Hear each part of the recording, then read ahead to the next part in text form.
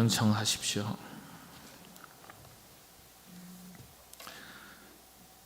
누구든지 너희가 그리스도에게 속한 자라 하여 물 한 그릇이라도 주면 내가 진실로 너에게 이르노니 그가 결코 상을 잃지 않으리라. 또 누구든지 나를 믿는 이 작은 자들 중 하나라도 실족하게 하면 차라리 연자 맷돌이 그 목에 매여 바다에 던져지는 것이 나으니라. 아멘. 여러분의 경우라면 어떻게 하시겠습니까? 제가 들려드린 이야기를 한번 들으시고 한번 나라면 어떻게 할까 한번 생각해 보시죠. 폭풍우가 몹시도 강하게 몰아치던 어느 날 밤에 한 노 부부가 필라델피아의 작은 호텔에 들어와서 방을 요청했습니다. 당시에 호텔 직원이었던 한 사람이 살펴보니까 빈 방이 하나도 없는 거예요. 그런데 노 부부가 찾아와서 방을 부탁을 하니까 이거 거절할 수도 없고 또 다른 곳에 방을 알아보더라도 방이 여의치 않고 다른 곳으로 되돌려 보낼 수도 없고 방이 없다고 거절할 수도 없고 그렇다고 받아들일 수도 없고 이런 상황이었습니다. 그런데 이 직원이 친절하게도 자신의 방을 이 노 부부에게 내어줍니다. 이 노 부부가 이날 잘 숙박을 하고 되돌아가서 연락을 합니다. 이 직원을 뉴욕으로 초청합니다. 뉴욕에 새로 지은 호텔의 지배인으로 임명합니다. 당시에 이 직원이 조지 볼트라는 직원이었습니다.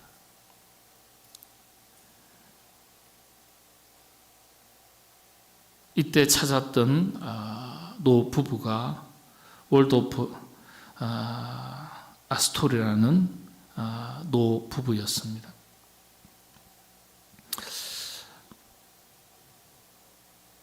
이후에 조지 볼트가요 월도프 아스토리아 호텔의 지배인이 되고 성공적으로 경력을 쌓아가면서 마침내 자신도 호텔 왕이 됩니다. 자료를 찾아보니까 뉴욕주 천섬 지역의 하트 아일랜드라는 곳에 아내를 위해서 큰 성을 건축했는데 그림이 남아있더라고요. 사진도 있고요. 볼트 성이라고 해서. 조지 볼트가 훗날 손녀에게 자신의 이야기를 들려주고 또 이 손녀가 다시 세상에 이 이야기를 알리면서 이 이야기가 전 세계로 퍼져 나가게 됐습니다. 이야기가 조금 각색이 되기도 했지만은 실화입니다. 실화. 윌리엄 월도프 아스토어 그리고 그 부인 어느 필라델피아의 변두리에 있는 호텔을 찾았을 때 방이 없어서 아주 난처한 상황이 되었을 때 이름 없는 한 무명의 조지 볼트라는 직원이 기꺼이 자신의 방을 내어주었던 이 작은 친절 하나가 그의 인생을 완전하게 바꿔놓습니다. 조지 볼트라는 사람이 어떤 사람인가 한번 사진 한번 보시겠습니까? 이분이에요. 뉴욕 아스토리아 호텔 한번 보실까요? 월도프 아스토리아 뉴욕 호텔입니다. 100년이 넘은 호텔이에요. 역사가 있는 스토리가 있는 호텔이죠.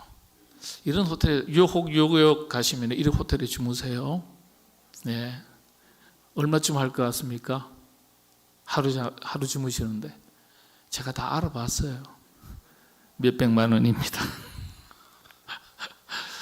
한 300만 원 주시면 얼마 안 되잖아요. 300만 원 주시면 하루 주무실 수 있습니다. 예. 이야기가 조금은 각색이 되어서 여러 가지 버전이 다 돌아다니는데 싫어합니다. 싫어해요. 예. 베풀었던 작은 친절 하나가 자신의 인생을 송두리째 바꾸는 거예요. 작은 친절도 결코 헛되지 않다. 작은 친절 하나라도 반드시 되돌아온다. 서양 속담입니다. 자, 여러분의 경우라면 어떻게 하시겠습니까? 서두에 여쭤봤지 않습니까? 방이 없습니다. 죄송합니다. 다른 곳을 알아보시죠. 이게 일반적인 반응 아니겠어요? 혹 더 적극적인 직원이라면 가만히 계시죠. 제가 혹 다른 호텔에 자리가 있는지 한번 알아봐 드리겠습니다. 다른 곳도 없습니다. 자신의 호텔에도 직원이지만 자신의 호텔에도 방이 없습니다. 그럴 때 여러분이라면 자신의 방을 기꺼이 내어주실 수 있겠는지. 괜찮겠어요? 말인데 뭘 내어주신다 그래야죠. 쉽지 않은 일이죠. 방을 내어주면 자신은 어디서 자야 됩니까? 밤을 꼬박 프론트데스크에서 자야 되는데, 앉아 있어야 되는데 쉽지 않은 일이죠. 또 질문을 드리겠습니다. 지금 곁에 계신 분에게 혹은 곁에 계신 분이 여러분에게 물 한 잔 좀 가져다 달라고 부탁하시면 어떻게 하시겠어요? 네. 당신은 손발이 없냐고 갖다 마시라고. 뭐 그러시면 또 계실 수 있잖아요. 손 놔뒀다 어디 쓰냐고, 발 놔뒀다 어디 쓰냐고, 당신이 갖다 마시라고. 그럴 수도 있죠. 예. 근데 그러나 물 한 잔 달라고 하면 쉽게 내어줄 수 있습니까? 없습니까? 쉽게 내어줄 수 있어요. 왜 그렇죠? 물 한 잔이기 때문에. 아무것도 아니기 때문에. 지극히 작은 것이기 때문에. 충분히 내어줄 수 있습니다. 조금만 수고하면 됩니다. 힘들지 않아요. 자, 그런데 물을 구하기가 어렵고 부족하고 또 목이 타들어가는 사막에서 누군가 물 한 잔을 달라고 한다면 어떻게 하시겠습니까? 사막에서 물 한 잔은 내 생명을 지킬 수 있는 소중한 것이죠. 대답은 달라질 거예요. 나 마시기에도 모자란다고, 물이 없다고, 대단히 죄송하다고 그렇게 얘기하겠죠. 성경 말씀으로 돌아갑니다. 오늘 본문은요, 모두가 어려운 때 어려운 사람들의 형편을 지나치지 말고 비록 작은 것이라도 내어줄 줄 아는 마음으로, 그런 마음으로 살아갈 것을 제자들에게 당부하시는 주님의 말씀입니다. 이를테면 물 한 잔의 친절이죠. 제가 오늘 제목을 긍휼, 물 한 잔의 마음 이렇게 정했지만 또 다르게 표현한다면 물 한 잔의 친절입니다.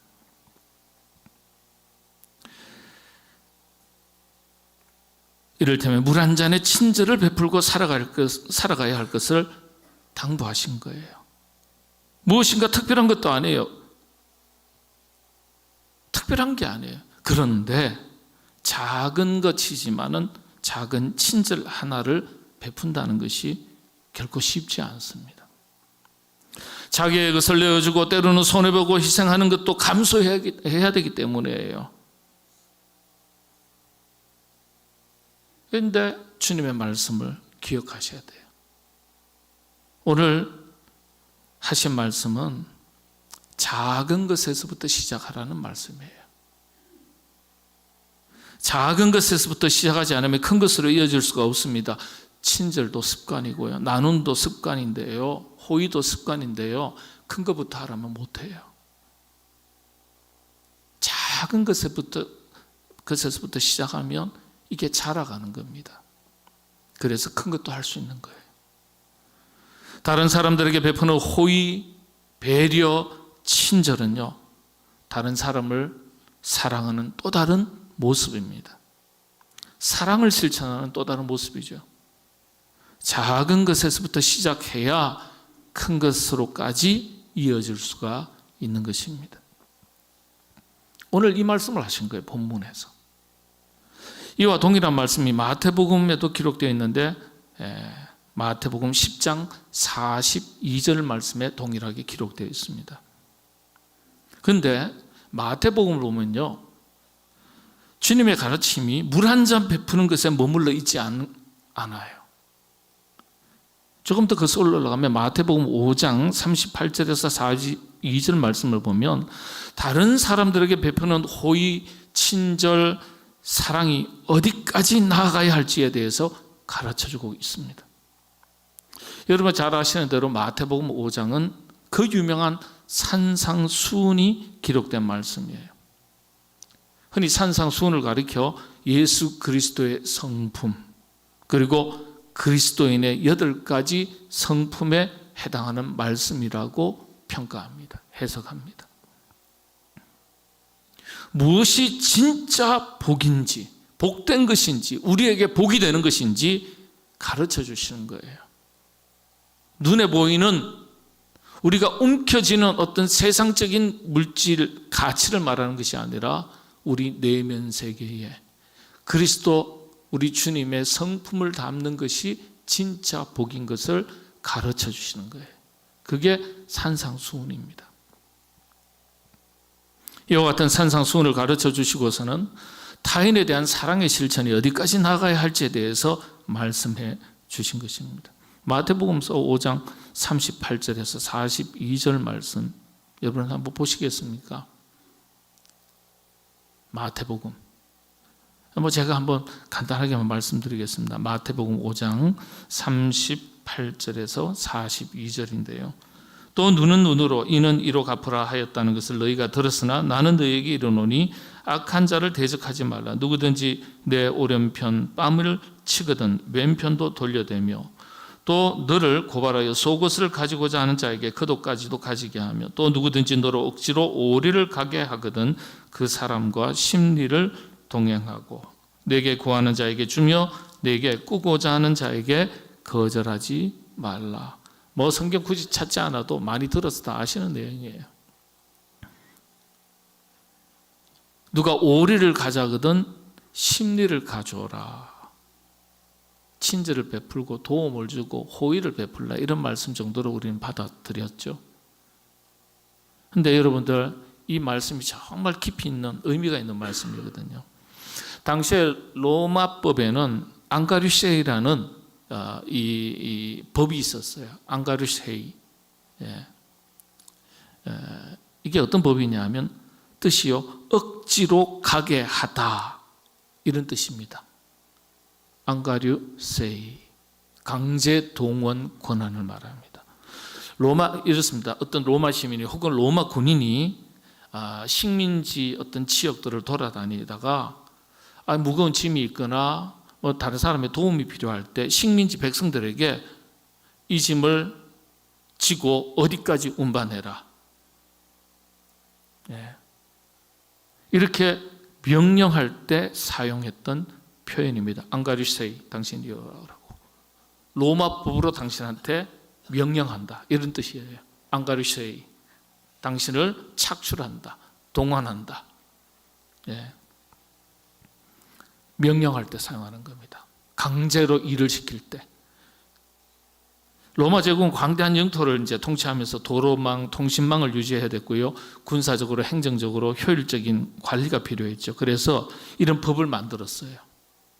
군인이 가다가 공무 수행 중인 군인이나 관리가 가다가 식민지 백성들에게 일정한 노동을 강제로 시킬 수 있는 권한을 부여한 거예요. 통치하기 위해서. 그래서 직접적으로 명령으로 짐을 지우게 하고 길을 가게 하고 어떤 일을 맡기는 거예요. 참 기가 막힌 법이죠. 길을 가다가 로마 군인이 갑자기 나타나서 무거운 짐을 들고서는요, 이것 들고 오리를 가라.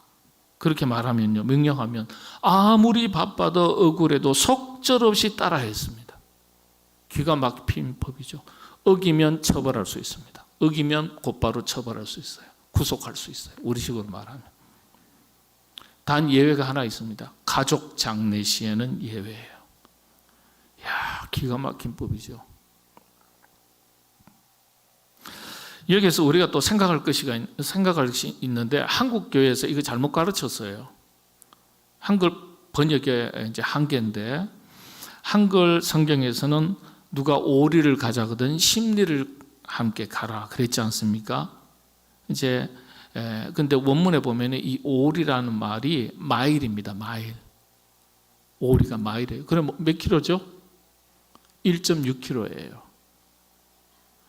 우리가 심리를 4kg로 알고 있는데 오리니까 뭐 1.6이나 2kg는 뭐 비슷하죠. 1.6kg예요. 마일입니다.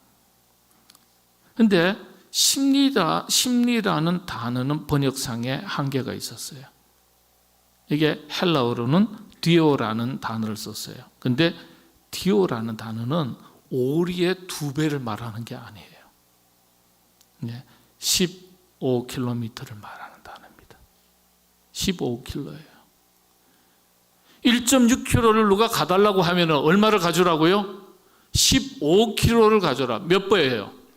10배를 같이 가라는 거예요. 10배를. 그런 뜻입니다, 이게. 1.6km도 가는 것도 억울한데 무려 15km까지도 같이 가주라. 이게 가당키나 한 말씀이에요. 이런 친절을 굳이 베풀어야 되나요?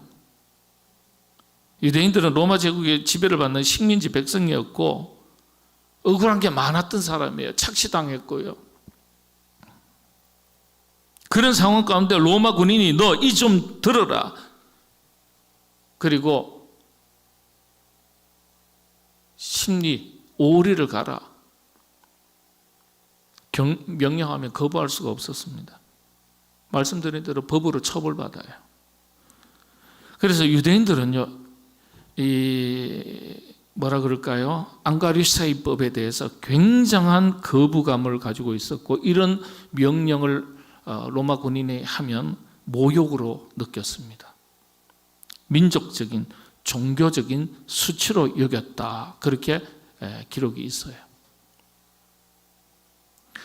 당시에 억압받던 유대인의 입장에서는 도저히 수용 불가능한 가르침이에요. 그걸 예수님께서 뭐라고요? 오리를 가는 것도 지금 억울해 죽겠는데 심리 가죠. 심리가 아니에요. 뭐라고요? 10배나 더 가죠. 이런 뜻이에요. 그것도 자발적으로 그렇게 하라고 하시니까 듣기 좋은 말이 아닙니다. 성경에 이런 이야기가 실제 있어요. 여러분, 예수님께서 이 십자가를 지시고 막 그 골고다의 길을 걸어가실 때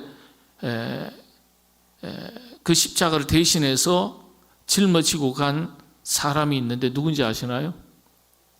구레네 시몬. 잘 아시네요. 올 가을에 성경 퀴즈 하면 아주 치열하겠습니다. 네. 구레네 시몬. 근데 곁에 있는 우리 한글 성경에 있는 게 표현이 안 됐어요. 근데 원어에 보면 정확하게 표현되어 있어요. 로마 병사가 그렇게 얘기하는 겁니다. 안겔류 세이. 야, 네가 대신 져. 명령이야. 로마법으로 명령이야. 그래서 구레네 시몬이요, 자원해서 십자가를 진 게 아니에요. 십자가를 안 지면 법적으로 처벌받을 수밖에 없기 때문에 억지로 진 거예요. 억지로. 그 원문을 보면 똑같은 단어 앙글류세이 이렇게 기록되어 있어요. 그러니까 로마 사람들은 앙글류세이라는 강제 동원법이라는 이 단어를 듣기만 해도 기분 나쁘고 분노가 생기는 거예요. 우리가 로마가 우리한테 해준 게 뭐 있다고 그렇게 친절을 베풀라는 뜻이야. 그런데 주님은 한술 더 뜨신 거예요. 물 한 잔의 친절을 넘어서 보다 더 적극적인 호의, 친절, 도움을 베풀라는 뜻이죠. 심리를 가져라, 심리. 아니 10배를 더 가져라 이런 뜻입니다. 심리 이제 고치셔야 돼요. 이해를 그렇게 하셔야 돼요. 마태복음 5장에 있는 말씀에 반복적인 의미가 계속해서 되풀이 됩니다. 누가 속옷을 달라거든 겉옷까지 내어주라. 너무 잘 아시는 내용이잖아요. 누구든지 너를 고발하여 속옷을 가지고자 하거든 겉옷까지도 가지게 하며. 여러분들, 이 겉옷은 유대인들에게는 굉장히 중요한 옷이에요. 지금처럼 숙박시설이 제대로 없었고 교통이 발달하지 않았던 시대에는 전부 다 노상으로 길을 가지 않습니까? 길을 걸어가다가 목적지에 도착하지 못하면 노숙을 해야 됩니다. 그런데 팔레스타인 지역은 지금도 그래요. 온도 기온차가 하루에 40도예요. 0도에도 사람이 얼어 죽어요, 노숙하면. 그래서 겉옷은 생존에 필요한 것이었습니다. 예. 그 법적으로 겉옷을 어떤 담보물로 잡는 것도 법으로 금지가 되어 있습니다. 그래서 속옷은 내어줄 수 있어요. 그런데 겉옷은 내어줄 수 없는 것입니다. 내어줄 만한 것이 못 돼요. 그런데 예수님은 한술 더 뜨셔가지고 어떻게 해요? 겉옷까지도 내어줘라. 역시 물 한 잔의 친절을 넘어서는 거예요. 예수님은 단순히 빌려준 것 이상으로 주라 이런 뜻이 아니에요. 예. 너그러이 대하고 더 풍성하게 베풀라. 전후사정 따지지 말고. 어떤 성서학자는 이게 급진적인 메시지다 이렇게 평가를 했어요. 도저히 수용할 수 없는 메시지를 제자들에게 말씀하셨다는 거예요. 이런 말씀을 하시면 유대인들의 그 자존심, 분노, 억울함을 정면으로 건드리는 메시지였다. 불쾌하게 받는다는 거예요. 기분 나빠한다는 거예요. 그렇지만 예수님께서는 이런 방식으로 하나님의 나라, 원수를 사랑하고 악을 선으로 이겨야 될 삶을 가르치신 거예요. 보다 더 적극적인 삶을 그렇게 살도록. 또 비슷한 말이죠. 예. 또 보면은 꾸고자 하는 자에게 거절하지 말라. 마태복음 5장에 있는 말씀이죠. 내게 구하는 자에게 주며 내게 꾸고자 하는 자에게 거절하지 말라. 거절하지 말라. 돈 꿔본 사람은 알아요. 오죽하면 돈을 꾸겠습니까? 그렇지 않겠어요? 저도 돈 많이 꿔봤거든요. 야, 죽겠더라고요. 돈 꿔봤어요. 식민지 시대입니다. 하루 두 끼 먹고 살던 시절에 배고라 줄인 사람들이 너무 많은 시절인데 손 벌리는 사람이 한두 사람이 아니라는 거예요. 저도 목회를 해보니까 어려운 형편에 처지에 있는 교회들이 현지로 우편으로 손 내미는 손길들이 얼마나 많은지 몰라요. 구구절절 우리 교단 목사님이 편지를 A4 용지 한 장에 다 써가지고 붙여온 데도 있고요. 야, 그걸 보면은 그렇다고 우리 형편도 생각해야 되는데 뭐가 있어야 주지 않습니까? 여유가 있어야 주지 않겠습니까? 다른 사람이 볼 때는 우리가 더 많은 여유가 있는 것처럼 보이지만은 우리도 써야 할 것이 많고 해야 될 일이 많아서 여의치 않을 때가 많거든요. 당시에 모세율법에는 가난한 사람들을 구제할 의무가 명시되어 있었어요. 그러나 허울 좋은 이름뿐이었어요. 자기 먹고 살기에도 빠듯한데 구제의 손길을 내밀기는 어렵죠. 마땅히 도와야 함에도 불구하고 그것이 율법의 가르침이었지만 사람들이 장꾀를 부리는 거예요. 핑계를 대고 그래서 거절하는 경우가 너무도 많았던 것을 예수님께서 아신 겁니다. 그래서 손 벌리는 사람 너무 타박 주지 말고 외면하지 마라. 오죽하면 그러겠냐. 오죽하면. 못 도와주면 말이라도 위로의 말을 건네야 되고, 한 개 달라면 한 개 줄 수 없으면 반 개라도 나눠서 주고, 그렇게 서로 돕고 살아야 된다. 당시에 그렇게 너무 어려운 시절이니까. 그런데 그렇게 하지 않았던 거예요. 시절이 너무 어려우면 어떻게 되는 줄 아세요? 사람이 자기중심적이게 돼요. 어려우면요, 마음의 문까지 닫히는 거예요. 사람의 인심이 어디에서 난다 그랬죠? 어디에서 나죠? 호주머니에서 난다 그랬어요. 먹는 데서 나고요. 내게 있어야 그것도 베풀 수 있는 건데, 그렇지 않으면 인색하게 될 수밖에 없어요. 마음의 문이 닫힐 수밖에 없어요. 그런데 그 문을 열라는 거예요. 열라는 거예요. 사람의 생각과 상식과 판단으로 어떤 기준으로 가지고 볼 때는 불합리한 것일 수 있습니다. 예수님께서는 사람의 어떤 동기나 상황, 환경, 결과를 따지기 전에 먼저 자비롭게, 관대하게 대하라고 가르쳐 주신 거예요. 여러분들 좀 말씀 방금 나눴던 말씀, 꾸고자 하는 자에게 거절하지 말라, 속옷 달라거든 겉옷까지 내어주라, 오리 1.6kg 가져거든 15kg를 가져오라. 이 말씀을 언제 하신 줄 아세요? 언제 하셨을까요? 예수님께서 동산 위에서 수많은 사람들에게 팔복을 선포하신 다음에,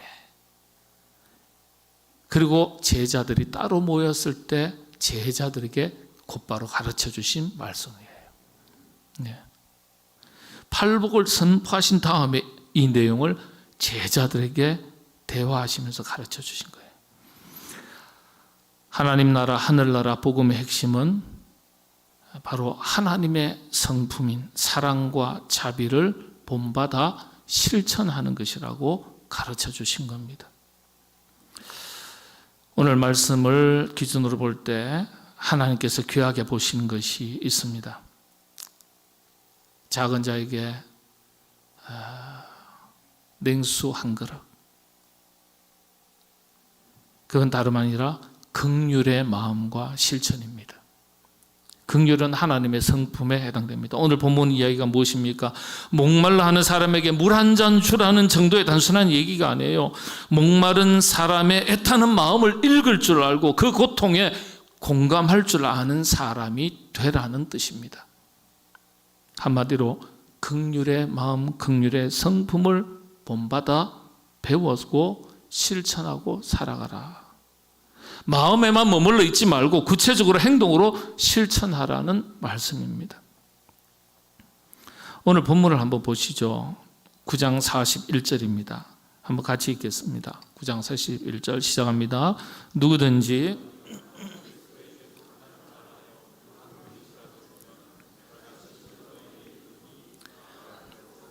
잃지 않으리라. 자, 보십시오. 누구든지 너희가 그리스도에게 속한 자, 그리스도에 속한 자, 이 단어가 참 중요해요. 하나님께 속한 사람, 그리스도인이라고 말할 때, 그렇죠?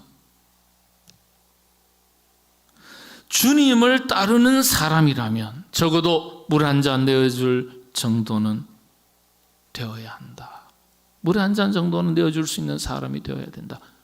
명색이 그리스도인이지 않냐, 명색이 그리스도에게 속한 자라고 말하지 않냐, 그런 뜻입니다. 그러시면서 한 가지 약속을 덤으로 하셨어요. 그가 결코 상을 잃지 않으리라. 하늘의 상이 있다는 약속이에요. 하나님의 상 있다는 거예요. 하나님의 상이. 작은 자에게 베푸는 작은 친절 하나라도 하나님은 기억하시고 그에게 합당한 상으로 갚으시겠다는 약속입니다. 참 감사한 일이죠. 본문의 뜻을 더 정확하게 이해하기 위해서는요, 여기서 세 가지 단어에 주목할 필요가 있는데 키워드라고 할 수 있죠. 작은 자, 물 한 그릇, 그리고 상이라는 단어입니다.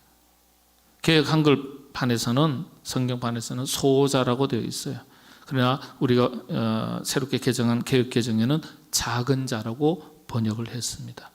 원문은 헬라어로 미크로스라고 되어 있습니다. 마이크로 그러지 않습니까? 그죠? 그런 뜻이에요. 원어. 가장 작은 그런 뜻입니다.